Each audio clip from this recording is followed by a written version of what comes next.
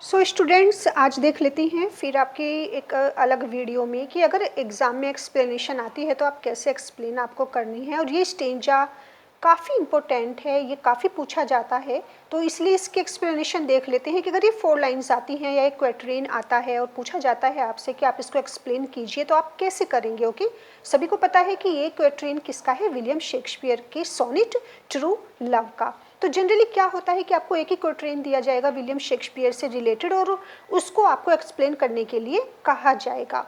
जब भी आप एक्सप्लेनेशन करते हैं तो आपने ये हेडिंग जरूर लेनी होती है, reference to the context, explanation and poetic beauty. Okay, ये 3 हेडिंग्स काफ़ी इंपॉर्टेंट होती है, इसके बिना आप एक्सप्लेनेशन का क्वेश्चन कंप्लीट नहीं कर सकते। तो देखिए सबसे पहले हेडिंग आप लेते हैं रेफरेंस। रेफरेंस में आपने फोकस करना है कि गलती से भी आपको इसमें पोएम का नाम और पोएट का नाम गलत नहीं लिखना है।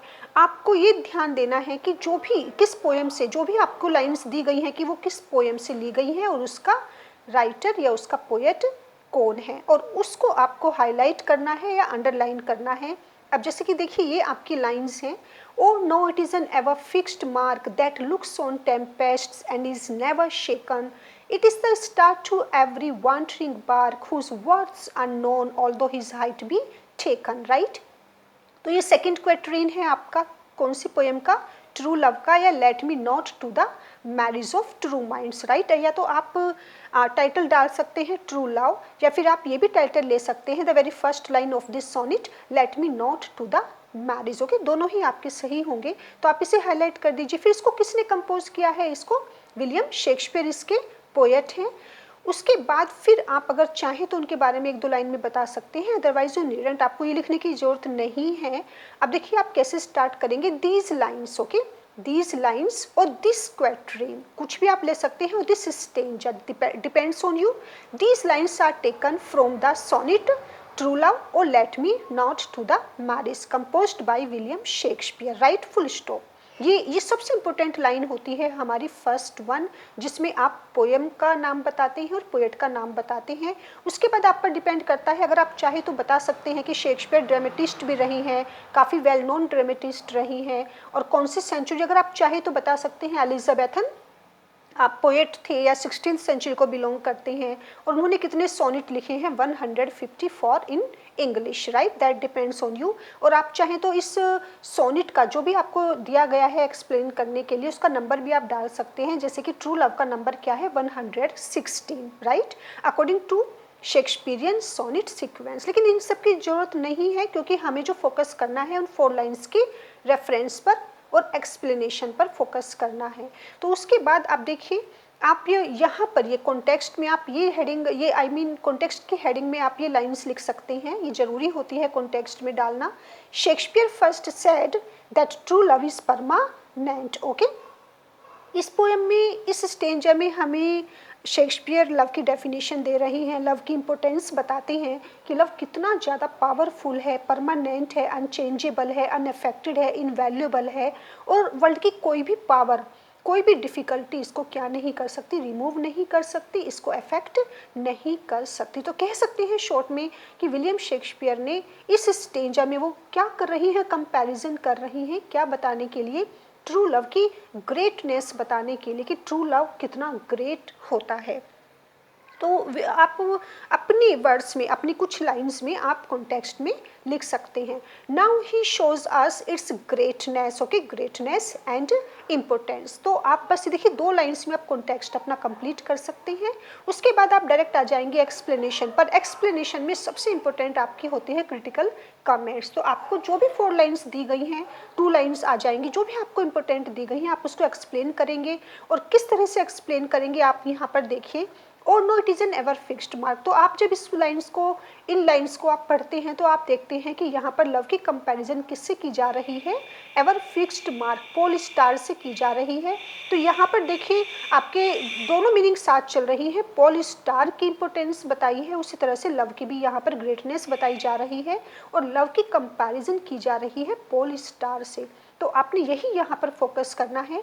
The poet again emphasizes forcefully that true love cannot change. Okay, it is permanent and always remains the same. True love क्या है? परमानेंट है और ये हमेशा क्या रहता है? सेम रहता है, क्योंकि इसके अंदर कभी भी कोई चेंजेस नहीं आते. मीन्स ऐसा नहीं है कि अगर डिफिकल्टीज आ रही हैं तो ये चेंज हो जाएगा, डिफिकल्टीज नहीं आ रही हैं तो ये चेंज नहीं होगा. चाहे कितने भी जॉयज हैं, सोरोज हैं, प्रॉब्लम्स हैं, लेकिन लव परमानेंट है और इसमें कभी भी कोई भी चेंज नहीं आता.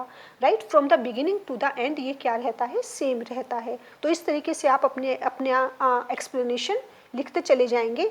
देयर में भी वॉयलेंट डिस्टर्बेंसेस, कितने भी डिस्टर्बेंस आए, कितना भी वॉयलेंस जो काफ़ी सीवियर हो सकते हैं, काफ़ी हार्ड प्रॉब्लम्स आ सकती हैं, लेकिन फिर भी ये उनसे क्या रहता है? अफेक्ट नहीं होता, अनअफेक्टेड रहता है. It watches them but remains unaffected. तो यहाँ पर उन्होंने किससे कंपैरिजन की है? पोलस्टार से. देखिए यहाँ पर they can not disturb it. Okay, just as the polestar. जैसे पोलस्टार क्या करता है? परमानेंट है, सेम रहता है और वो अनअफेक्टेड रहता है. पोल स्टार गाइड करता है किसको? शिप को. ऐसे शिप को जो अपनी डायरेक्शन भूल चुकी हैं, जिनको ये नहीं पता उन्हें कहाँ जाना है, तो पोल स्टार उनको सही रास्ता दिखाता है, उनको गाइड करता है. उसी तरीके से लव भी क्या करता है? उनको गाइड करता है जो लाइफ में कहीं ना कहीं भटक चुके हैं या जिनको ये नहीं पता कि उन्हें कहाँ जाना है. तो ट्रू लव उनको हमेशा सही रास्ता दिखाएगा. तो विलियम शेक्सपियर ने यहाँ पर ट्रू लव की कंपैरिजन पोलस्टार से की है. पोलस्टार जिसे कहते हैं ध्रुव तारा. Just as the polestar. तो देखिए ये काफ़ी इंपॉर्टेंट है, इसको आपको हाईलाइट करना है, क्योंकि इस क्वेट्रीन का सबसे ज़्यादा जो इफेक्ट है यहाँ पर वो इसी से है कि यहाँ पर कंपैरिजन है और लव को इतना ग्रेट बताया गया है. शेक्सपियर ने लव को इतना ज़्यादा वैल्यूएबल माना है कि सीधा उसकी कंपैरिजन पोलस्टार से कर दी. Just as the polestar guides the ship that has lost its path, true love also helps a man out of worldly difficulties. जैसे पोलस्टार भटके हुए को रास्ता दिखाता है, ऐसे ही ट्रू लव भी क्या करता है? उनकी हेल्प करता है, उनको रास्ता दिखाता है जिनको जो वर्ल्डली डिफिकल्टीज, वर्ल्डली प्रॉब्लम्स को फेस कर रहे होते हैं और उसके कारण कहीं ना कहीं गलत रास्ते पर चल देते हैं. It attracts the wavering person to come back. और भटके हुए को ये क्या करता है? वापस सही रास्ते पर लेकर आता है, पोलस्टार की तरह.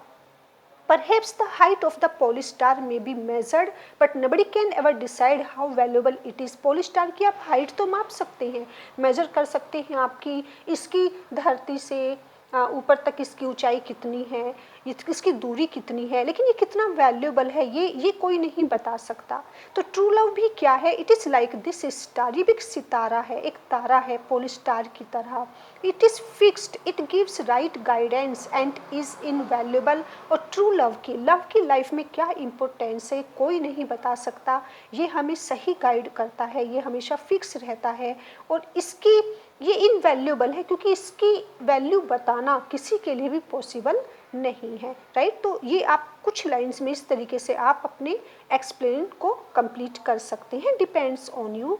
बिल्कुल सिंपल वर्ड्स में, आपको इसमें एग्जेजरेट नहीं करना है, आपको इसमें डिफ़िकल्ट वर्ड यूज़ नहीं करने हैं. सिंपल बिल्कुल. देखिए रेफरेंस आपको आ गया कि रेफरेंस में हमें पोएम का नाम और पोएट का नाम मेंशन करना है. कॉन्टेक्स्ट में आप 2-3 लाइंस में सिर्फ आप एक हल्का सा मेंशन कर सकते हैं कि उनका इपिटम या उनका जिस्ट क्या है, जो वो लाइंस हैं. उसके बाद एक्सप्लेनेशन का आप अपनी लैंग्वेज में, बिल्कुल सिंपलेस्ट लैंग्वेज में आप उसको डिटेल एक्सप्लेन करेंगे. लेकिन सबसे इंपॉर्टेंट होते हैं हमारे क्रिटिकल कमेंट्स. अब यहाँ पर देखिए, जैसे आपको बार बार बता रही हैं कि यहाँ पर कंपैरिजन है, तो यहाँ पर फिगर ऑफ स्पीच कौन सा है? मेटाफर. राइट, मेटाफर है, क्योंकि लव की कंपैरिजन की जा रही है पोलस्टार से.